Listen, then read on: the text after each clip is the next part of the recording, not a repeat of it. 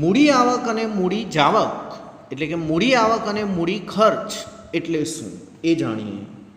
જે રીતે અહીંયા મેં કહેલું કે મહેસૂલી એ વધારે ખાસ નામાનો શબ્દ છે.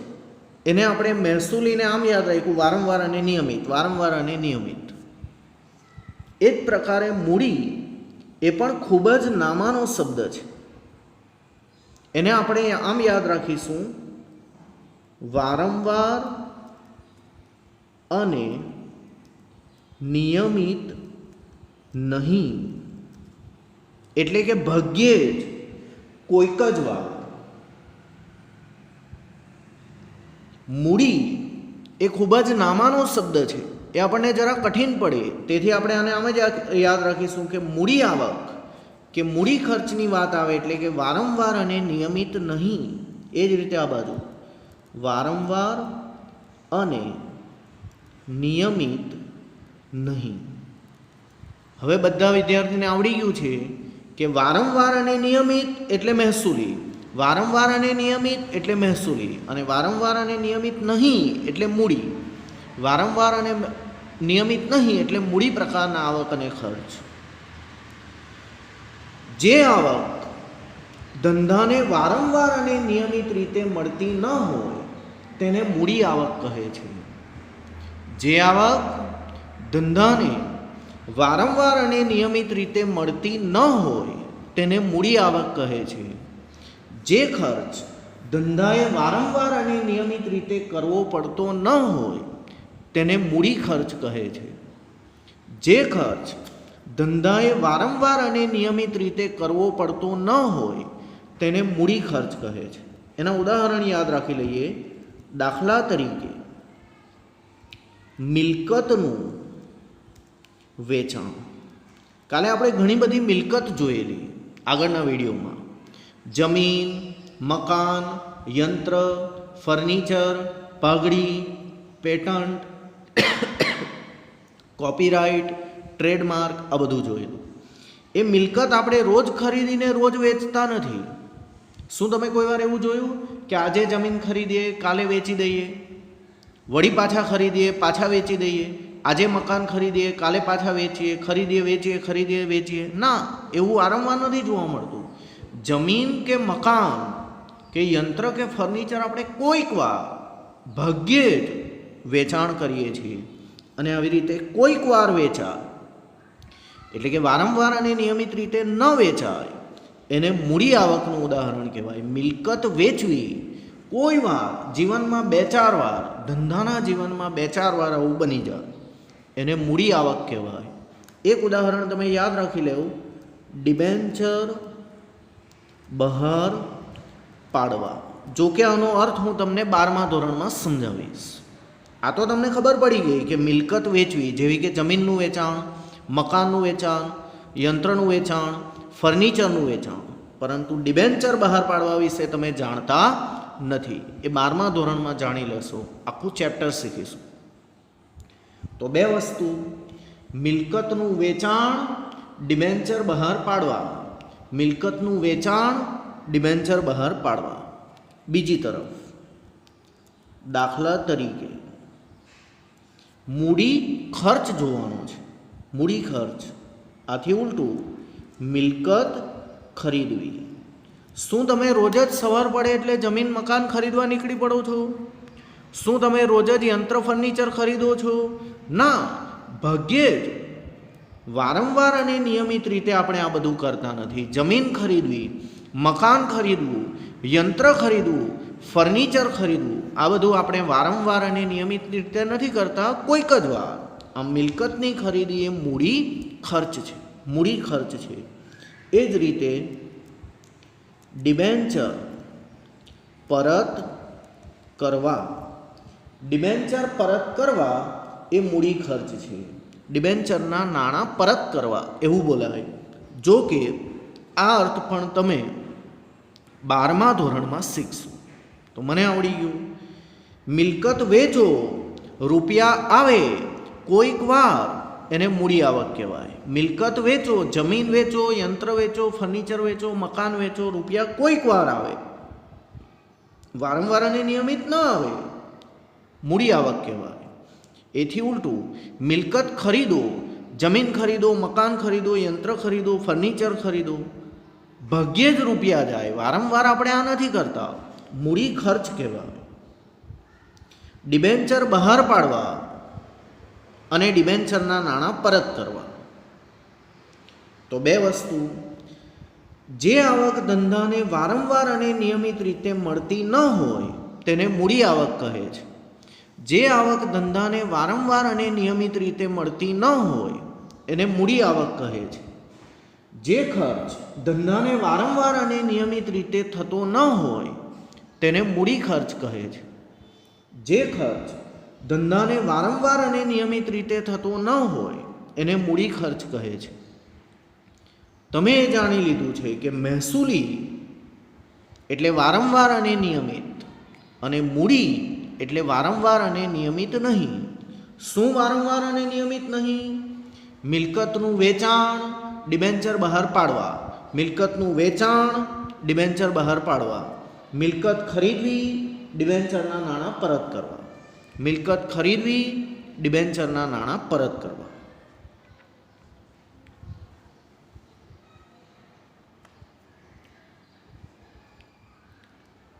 નફો એટલે શું અને ખોટ એટલે શું?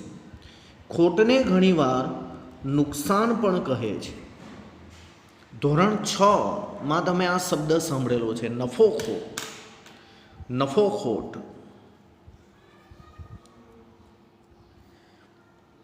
મહેસૂલી આવક અને મહેસૂલી ખર્ચ એટલે કે પેલા વારંવાર અને નિયમિતની વાત કરું છું.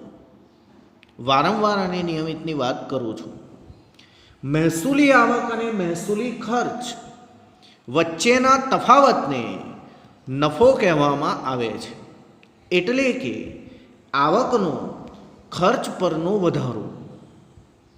ધ્યાનથી, મહેસૂલી આવક અને મહેસૂલી ખર્ચ વચ્ચેના તફાવતને નફો કહે છે. અર્થાત આવકનો ખર્ચ પરનો વધારો. ત્રીજી વાર, મહેસૂલી આવક અને મહેસૂલી ખર્ચ વચ્ચેના તફાવતને નફો કહે છે. અર્થાત આવકનો ખર્ચ પરનો વધારો. ધારો કે આવક થાય 1000 રૂપિયા અને ખર્ચ થાય 800 રૂપિયા, એટલે કે આવકનો ખર્ચ પરનો વધારો અને નફો કહેવાય. તો ખોટ તમને જાતે જ આવડી જવું જોઈએ. હવે આ બાજુથી બોલું છું. મહેસૂલી ખર્ચ અને મહેસૂલી આવક વચ્ચેના તફાવતને ખોટ કહે છે. એટલે કે ખર્ચનો આવક પરનો વધારો. પાછું એકવાર, મહેસૂલી ખર્ચ અને મહેસૂલી આવક વચ્ચેના તફાવતને ખોટ કહે છે. અર્થાત ખર્ચનો આવક પરનો વધારો.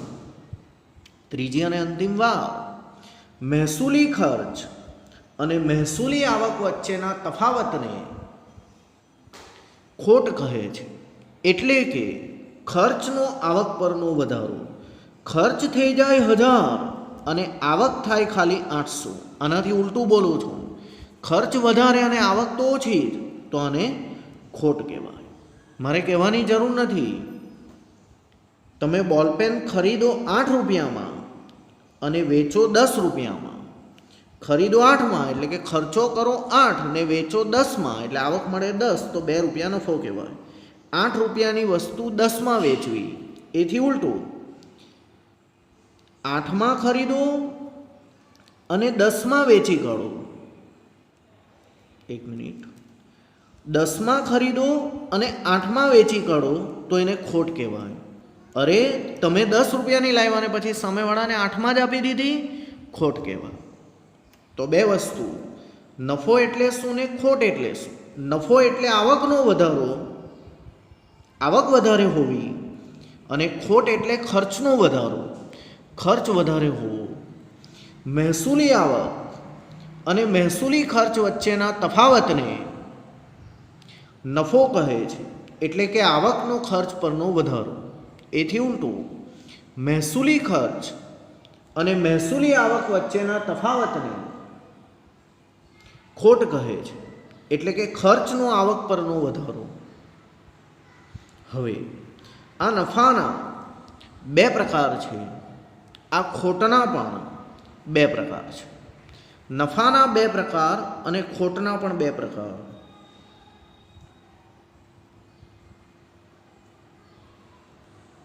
મહેસૂલી નફો, મૂડી નફો. એ જ પ્રકારે ખોટના પણ બે પ્રકાર. મહેસૂલી ખોટ અને મૂડી ખોટ. નફાના બે પ્રકાર, મહેસૂલી નફો, મૂડી નફો. એ જ રીતે ખોટના પણ બે પ્રકાર, મહેસૂલી ખોટ, મૂડી ખોટ. એમાંથી મેં જે તમને નફાની વ્યાખ્યા ચલાવી અને ખોટની વ્યાખ્યા ચલાવી એ જ પાછી મહેસૂલીમાં પણ તમારે સમજી લેવી. એટલે કે જે નફાની વ્યાખ્યા તે જ મહેસૂલી નફાની વ્યાખ્યા અને જે ખોટની વ્યાખ્યા તે જ મહેસૂલી ખોટની વ્યાખ્યા. હવે આપણે જાણીએ મૂડી નફો એટલે શું અને મૂડી ખોટ એટલે શું. સાંભળો, મોઢે કરો. અનિયમિત પ્રકારના નફાનું સર્જન એટલે મૂડી નફો. કેવો નફો? અનિયમિત પ્રકારના નફાનું સર્જન એટલે મૂડી નફો. ત્રીજી વાર, અનિયમિત પ્રકારના નફાનું સર્જન એટલે મૂડી નફો. અનિયમિત પ્રકારની ખોટનું સર્જન એટલે મૂડી ખોટ. અનિયમિત પ્રકારની ખોટનું સર્જન એટલે મૂડી ખોટ. દાખલા તરીકે 1 કરોડ રૂપિયાની જમીન 1 કરોડ રૂપિયાની જમીન તમે 1.2 કરોડમાં વારંવાર નથી વેચતા, કોઈક જ વાર વેચો અને 1 કરોડની જમીન 1.2માં વેચી, તેથી 0.2 કરોડ એટલે કે 20 લાખ રૂપિયા તમને નફો થયો. કોઈક વાર અનિયમિત ભાગ્યે જ એકાદ વાર આવો જે નફો થઈ જાય એને મૂડી નફો કહેવાય. અનિયમિત, આવું કંઈ વારંવાર નથી થવાનું. આમ અનિયમિત પ્રકારના નફાનું સર્જન એટલે મૂડી નફો. અનિયમિત પ્રકારના નફાનું સર્જન એટલે મૂડી નફો. મિલકત વેચાણથી થયેલ નફો એટલે કે જમીન વેચાણથી થયેલ નફો હતી 1 કરોડ, વેચી 1.2 કરોડ. આવું ભાગ્યે જ તમારી સાથે બની જાય, મૂડી નફો કહેવાય. એથી ઉલટું તમને આવડી જ જવું જોઈએ. જમીન હતી 1 કરોડની ને વેચી દીધી 0.9 કરોડમાં, એટલે કે 90 લાખમાં વેચી દીધી. અર્થાત 0.1 કરોડ 10 લાખ રૂપિયાની ખોટ ગઈ. મિલકત વેચાણનો નફો મૂડી નફો, મિલકત વેચાણની ખોટ મૂડી ખોટ. મિલકત વેચાણની ખોટ મૂડી ખોટ. એટલે એના દ્રષ્ટાંત થઈ ગયા, મને આવડી ગયું છે. અનિયમિત પ્રકારના નફાનું સર્જન, અનિયમિત પ્રકારની ખોટનું સર્જન. મિલકત વેચાણનો નફો, મિલકત વેચાણની ખોટ. મેં તમને કેટલા શબ્દો ચલાવ્યા? 1 આવક, 2 જાવક, 3 મહેસૂલી આવક, 4 મહેસૂલી ખર્ચ, 5 મૂડી આવક, 6 મૂડી ખર્ચ, 7 નફો, 8 ખોટ, 9 મહેસૂલી નફો, 10 મહેસૂલી ખોટ, 11 મૂડી નફો, 12 મૂડી ખોટ. ટોટલ મેં તમને 12 શબ્દો ચલાવ્યા, જેનું વર્ણન થિયરીમાં તમારો આ મિલકતનો ટોપિક પૂરો થાય ત્યાર પછી કરેલું છે. આવક, મહેસૂલી આવક, મૂડી આવક, એનો અર્થ નીચે લખેલો છે. પોઈન્ટ નંબર 38થી ચાલશે. જાવક, મહેસૂલી, મૂડી. જાવક એટલે જ ખર્ચ. ત્યાર પછી નફો, ખોટ.